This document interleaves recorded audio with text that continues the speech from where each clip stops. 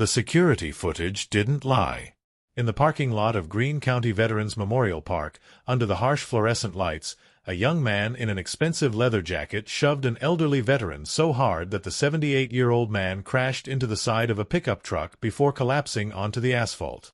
Marcus Caldwell, a decorated Vietnam War veteran who had served 2 tours and earned a Purple Heart, lay bleeding from a gash on his forehead. His walker had skidded 15 feet away. His wife screamed for help as other witnesses rushed to his side. The attacker? 23-year-old Ethan Drummond, son of Police Chief Robert Drummond, one of the most powerful men in Greene County. Ethan didn't run. He didn't help. He stood there, phone in hand, smirking as he recorded the aftermath. "Do you know who my father is?" Ethan had said to the bystanders gathering around. "You people better think twice before you try anything." The incident had started over a parking space. Marcus had politely told Ethan that the spot he'd taken was reserved for disabled veterans. Ethan's response was profanity-laced and escalated within seconds to violence.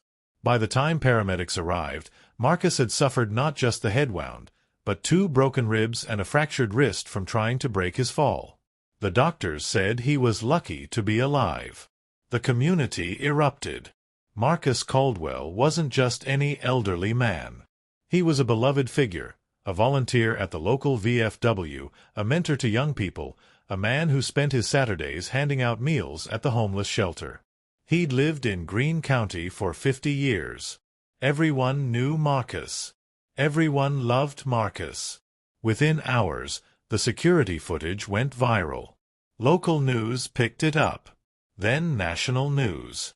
Social media exploded with outrage. Protesters gathered outside the police station demanding justice. Signs read, "No one is above the law," and "Justice for Marcus." The pressure was immense.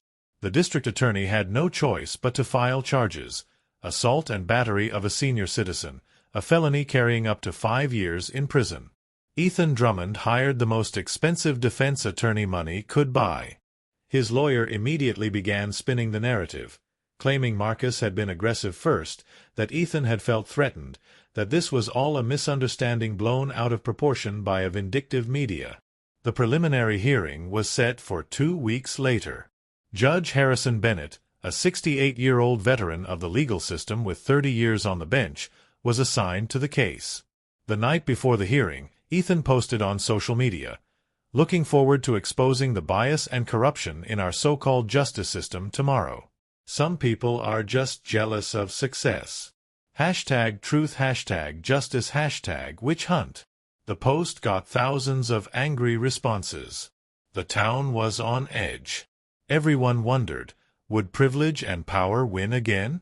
Or would justice actually be served?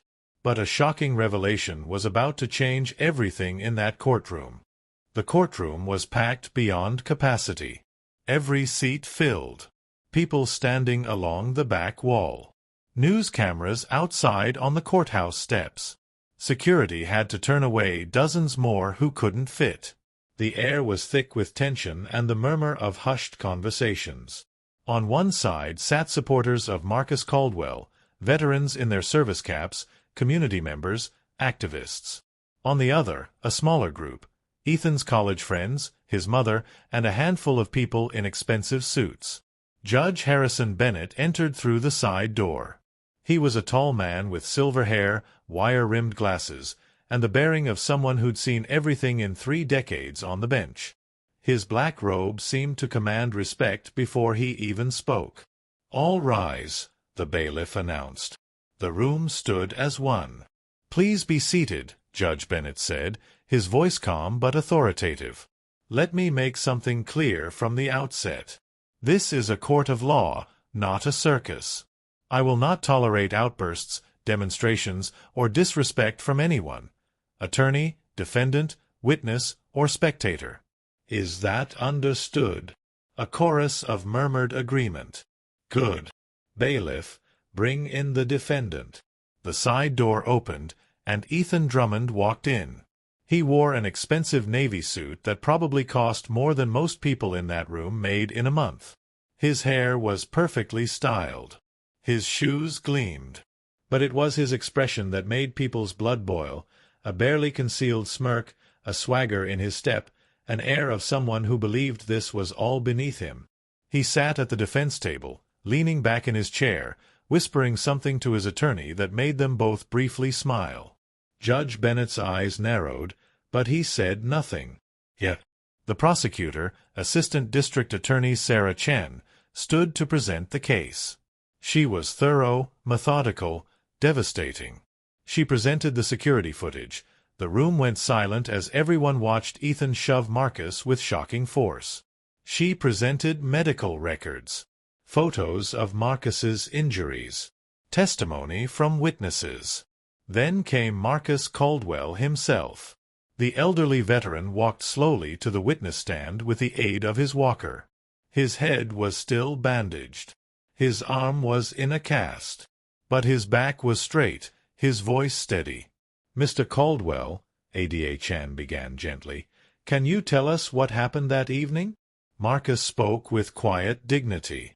He described the confrontation, his attempt to de-escalate, the sudden violence. His voice only wavered when he described hearing his wife scream. "I served my country for 2 tours in Vietnam," Marcus said, looking directly at Ethan. "I saw things no person should see. I lost friends. I came home and tried to build a life of service and dignity. And I was attacked over a parking space." The courtroom was silent. Some people were crying. Then came the cross-examination by Ethan's attorney, Conrad Wesley, a slick lawyer known for getting wealthy clients off the hook. "Mr. Caldwell, isn't it true you approached my client in an aggressive manner?" "No, sir. Isn't it true you raised your voice?" "I simply told him." "You were hostile, weren't you?" Judge Bennett's voice cut through like a blade. "Mr. Wesley, let the witness answer." Wesley backed off slightly, but the damage was done. He was trying to paint Marcus as the aggressor. When it was the defense's turn, Wesley called Ethan to the stand. Ethan took the oath without a hint of solemnity. As he sat down, he shot a glance at his friends in the gallery, a look that said, "Watch this." "Mr. Drummond, tell us in your own words what happened." Ethan leaned into the microphone, his tone casual, almost bored. "Look, it was a misunderstanding. This old guy came at me all aggressive, yelling about some parking space like he owned the place. I felt threatened. I mean, these Vietnam vets, some of them have PTSD or whatever. I thought he might have a weapon." Gasps erupted throughout the courtroom. "Order!" Judge Bennett's gavel cracked like thunder. But Ethan wasn't done. He turned slightly toward where Marcus sat in the gallery. "I'm sorry the gentleman fell, okay? But maybe people that old and frail shouldn't be out alone. It's really not my fault if he couldn't handle a little push. This whole thing has been blown way out of proportion because of who my father is. I'm the real victim here, victim of a witch hunt." The courtroom exploded. People shouted. Veterans stood up. The bailiff had to step forward. Judge Bennett slammed his gavel repeatedly. "Order in this court. One more outburst and I will clear this room." The room quieted, but the rage was palpable. Judge Bennett removed his glasses, cleaned them slowly, then put them back on. When he looked at Ethan, his expression had changed. There was steel in his eyes. "Mr. Drummond," the judge said, his voice dangerously quiet, "you referred to the victim as this old guy. You suggested his injuries were his own fault because of his age. You showed no remorse, no accountability, no understanding of the severity of what you did. Is that an accurate summary of your testimony?" Ethan shrugged. "I'm just being honest, Your Honor. People need to stop being so sensitive." Judge Bennett's jaw tightened. "You will address this court with respect, Mr. Drummond. And you will address the victim, Mr. Marcus Caldwell, a decorated war veteran, with the respect he has earned." "Whatever," Ethan muttered. just loud enough for the court reporter's microphone to catch. The judge's knuckles went white as he gripped the gavel. Ada Chan stood for her cross-examination. She was relentless, dismantling every claim Ethan made. She showed how the footage contradicted his story. She demonstrated he'd had every opportunity to de-escalate. She showed texts from his phone minutes after the assault, just put some old loser in his place. By the end, even Ethan's own attorney looked uncomfortable. Judge Bennett appeared ready to speak, to issue his ruling, when something unexpected happened. A man stood up in the back of the courtroom. He'd been sitting in the last row, partially hidden behind a pillar, wearing a baseball cap and civilian clothes. "Your Honor," the man said, his voice carrying across the silent room. "Permission to approach?" Every head turned. Judge Bennett peered toward the back. "Identify yourself." The man removed his cap as he walked down the center aisle. People began to whisper, then gasp. It was Police Chief Robert Drummond, Ethan's father. The courtroom erupted in confused murmurs as Chief Drummond walked steadily toward the bench. He was an imposing figure, 6'2", broad-shouldered, his face weathered by years of law enforcement. Even in civilian clothes, he commanded authority. Ethan's face went pale. "Dad? What are you?" "Quiet, son," Robert Drummond said, not looking at him. Judge Bennett studied the police chief carefully. "Chief Drummond, this is highly irregular. State your purpose." Robert stood before the bench, his hands clasped in front of him. For a moment, he seemed to struggle with words. This man who'd given hundreds of press conferences, who'd testified in court dozens of times, who'd commanded respect throughout Greene County for 25 years. "Your Honor," he finally said, his voice thick with emotion, "I've been sitting in the back of this courtroom for the past 2 hours, listening to this trial. And I need to say something." Judge Bennett glanced at both attorneys. "Any objections?" Ada Chan shook her head. Wesley looked panicked but said nothing. "Proceed, Chief Drummond. But be aware that anything you say may impact these proceedings." Robert nodded. He turned to face the courtroom, his eyes finding Marcus Caldwell in the gallery. "Mr. Caldwell, I owe you an apology. From the moment this incident occurred, I should have come to your home. I should have looked you in the eye and told you that what my son did was inexcusable, criminal, and a disgrace to everything I've tried to stand for in this community." His voice cracked slightly.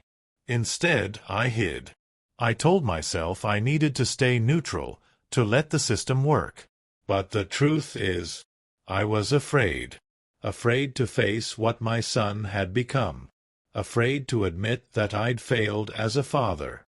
Ethan stared at his father, his earlier arrogance crumbling into confusion. "Dad, what are you doing?" Robert finally looked at his son, and the pain in his eyes was evident to everyone in that room. "Ethan, I love you. You're my son, and I will always love you. But love doesn't mean protecting you from the consequences of your actions. Love means holding you accountable so you can become a better man." He turned back to Judge Bennett. "Your Honor, I've spent 25 years in law enforcement. I've arrested people, I've seen the worst of humanity, and I've always believed in the rule of law. That no one is above it. Not the rich, not the powerful, not—" his voice broke, "not my own son." The silence in the courtroom was absolute. "I came here today not as Police Chief Drummond, but as Robert Drummond, a father who raised a son who thinks he's entitled to hurt people without consequences. A father who realizes he gave his child too much privilege and not enough character." Robert reached into his pocket and pulled out his badge and service weapon, which he'd brought in a locked case. He approached the judge's bench and set them down. "This badge has been my identity for most of my adult life. But if keeping it means compromising justice, if it means my son thinking he's above the law because of who I am, then I don't deserve to wear it." "Dad, no." Ethan stood up, his voice desperate. "You don't have to." "Sit down, Ethan." Robert's voice was firm. He looked at his son with tears in his eyes. "I've spent your whole life protecting you, making excuses for you, bailing you out. And look what it's created. A young man who thinks violence against an elderly veteran is just not a big deal." He addressed the judge again. "Your Honor, I'm not here to ask for leniency for my son. I'm here to tell you, as a sworn officer of the law, as someone who has dedicated his life to justice, apply the full weight of the law to this case. My son committed a violent crime against a man who served this country with honor. He showed no remorse. He deserves whatever sentence the law demands." The courtroom was in shock. Even the hardened journalists in the back were visibly moved. Attorney Wesley jumped up. "Your Honor, I object to—" "To what?" Judge Bennett asked quietly. "A father asking the court to apply the law fairly?" "Sit down, counselor." Robert wasn't finished. He walked over to Marcus Caldwell, who'd been sitting in the front row of the gallery. The elderly veteran looked up at the police chief with cautious eyes. Robert Drummond, this powerful man, this authority figure, knelt down in front of Marcus Caldwell. "Mr. Caldwell, sir, I am so deeply sorry. What my son did to you was evil. There's no other word for it. You deserve to be treated with respect and dignity, and instead you were brutalized. If you can find it in your heart to forgive me as his father, I—" His voice broke completely. This man who'd commanded police operations, who'd faced down armed criminals, who'd maintained composure through the worst situations, he was weeping. Marcus reached out with his uninjured hand and placed it on Robert's shoulder. "Son," Marcus said gently, using the term that veterans use for younger folks, "you didn't push me. Your boy did. You're not responsible for his choices. But you're here now, doing the right thing. That takes courage." Robert gripped Marcus's hand. "Thank you, sir. Thank you." He stood, wiping his eyes, and turned back to his son. Ethan was slumped in his chair, tears streaming down his face, all his arrogance stripped away. "Ethan, you have a choice to make right now," Robert said. "You can continue down this path, entitled, arrogant, cruel, and you'll end up alone and empty. Or you can use this moment as a wake-up call. You can face the consequences like a man, learn from them, and become someone I can be proud of again." He looked at Judge Bennett one final time. "Your Honor, I'll accept whatever punishment you deem appropriate for my son. I'll also be resigning my position as police chief, effective immediately. It's time for me to focus on my family, and on being the father I should have been all along." Robert turned and walked back toward the exit, leaving his badge and gun on the clerk's desk. Before he left through the courtroom doors, he paused and looked back at Ethan. "I love you, son. But you're going to have to earn back the respect you've lost. Starting today." The doors closed behind him. Ethan Drummond sat at the defense table, shaking, crying, finally, understanding the gravity of what he'd done. Judge Bennett removed his glasses and pinched the bridge of his nose. When he looked up, there was both sorrow and determination in his eyes. "We'll take a 15-minute recess," he said quietly. "Then I'll deliver my ruling." 15 minutes felt like an eternity. When Judge Harrison Bennett returned to the bench, the courtroom was silent except for the sound of breathing and the occasional shuffle of feet. Every eye was fixed on the judge. "Mr. Drummond, please rise." Ethan stood on shaky legs. His expensive suit now looked like a costume, a remnant of a person who no longer existed. His attorney stood beside him, but for once there was nothing to say, no legal maneuver left to attempt. Judge Bennett adjusted his glasses and looked directly at Ethan. "Mr. Drummond, I've been on this bench for 30 years. I've seen thousands of defendants walk through that door. Some show genuine remorse. Some fake it. And some, like you initially did, show nothing but contempt for this court, for the victim, and for basic human decency. He paused, letting his words sink in. What I witnessed today, however, was extraordinary. Not because of anything you did, but because your father had the moral courage to stand in this courtroom and demand accountability for his own son. That kind of integrity is rare. It's also the only reason I believe there may be hope for you. Ethan's eyes filled with tears, but he remained standing. The law is clear, Judge Bennett continued. You committed aggravated assault and battery against a senior citizen. You showed no remorse until forced to confront reality. The maximum sentence for this crime is 5 years in state prison. Many in this community are calling for exactly that. He leaned forward. But justice is not just about punishment. It's also about accountability and the possibility of change. So here is my ruling. The courtroom held its collective breath. On the charge of aggravated assault and battery of a senior citizen, I find you guilty as charged. You are hereby sentenced to 5 years in state prison. Ethan's mother gasped. Several people nodded in approval. However, the judge raised his hand, I am suspending 2 years of that sentence under strict conditions. You will serve 3 years in state prison, non-negotiable. No early release. No special treatment. Judge Bennett's voice became steel. Upon your release, you will complete 2 years of intensive supervised probation with the following mandatory conditions. First, you will perform 2,000 hours of community service, specifically at veterans facilities, senior centers, and homeless shelters. Not at some charity gala or comfortable office. Real service, with real people who need real help. Second, you will attend weekly counseling sessions focused on empathy, anger management, and accountability. Miss one session, violate probation. Third, you will maintain full-time employment in a field that requires manual labor or direct service to others. You will learn what real work feels like. Fourth, you will write a formal, detailed letter of apology to Mr. Caldwell.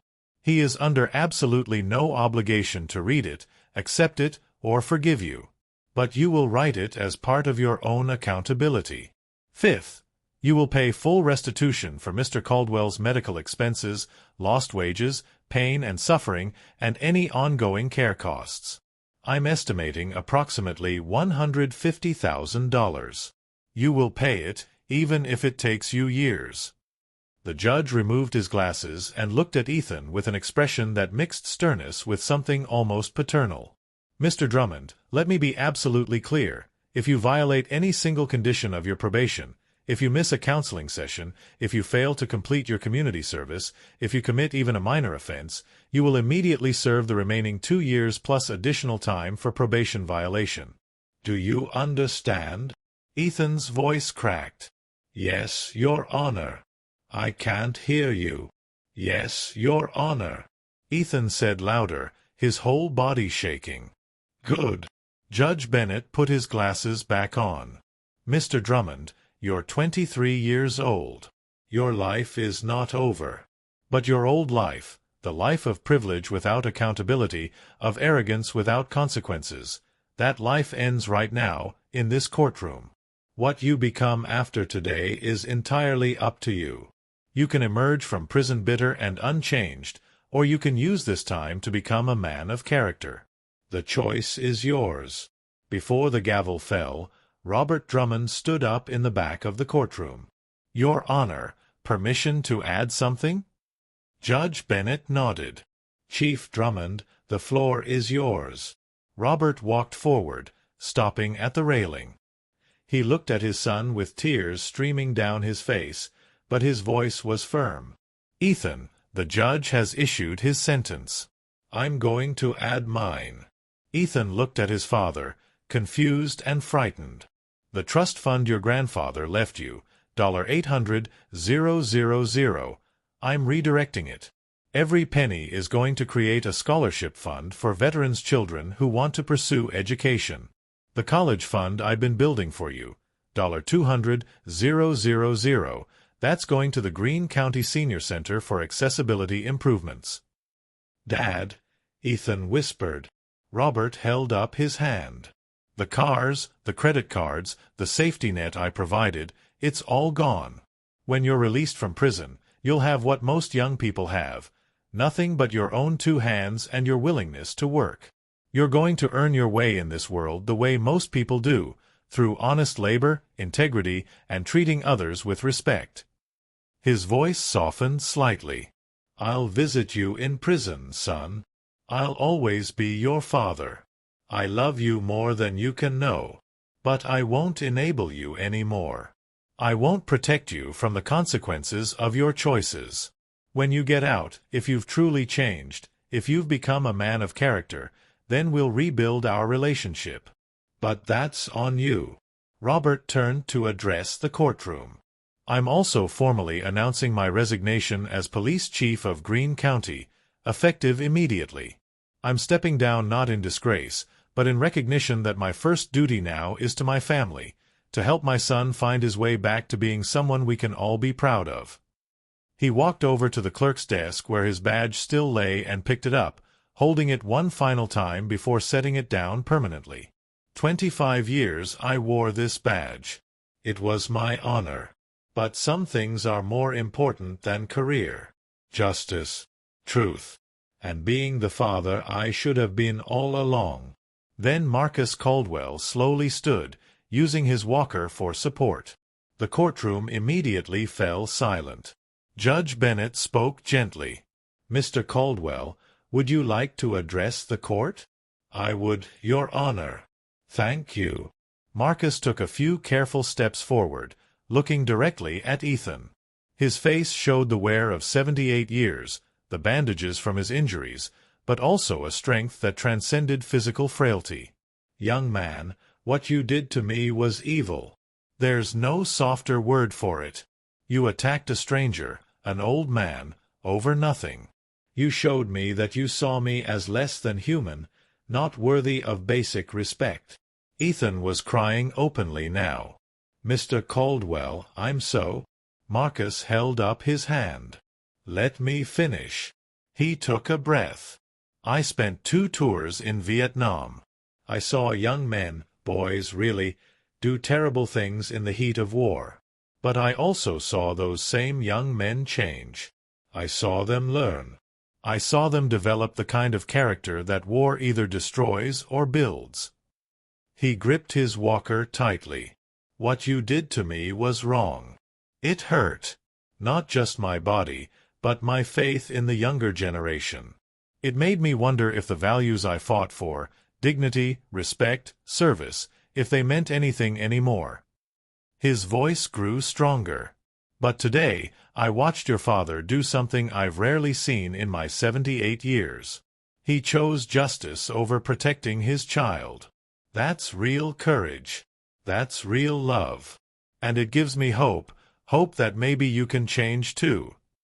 Marcus looked at Ethan with clear eyes. I'm not going to say I forgive you right now, because forgiveness isn't given freely, it's earned. But I'll tell you this, if 3 years from now you walk out of that prison a different man, if you've learned to value human dignity, if you've developed character, I'll be the first person waiting to shake your hand. Thank you, sir, Ethan managed to whisper.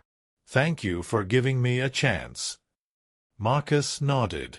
Don't thank me with words. Thank me with your actions. Prove that your father's sacrifice meant something. Prove that this community's pain wasn't for nothing. Become the man you should have been. Judge Bennett waited a respectful moment, then raised his gavel. This court is adjourned. Bailiff, take Mr. Drummond into custody. As the bailiff approached with handcuffs, Ethan turned to his father one last time. Robert stood straight, tears flowing, but his expression was resolute.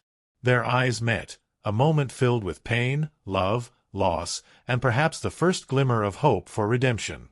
I love you, Dad, Ethan said. I love you too, son.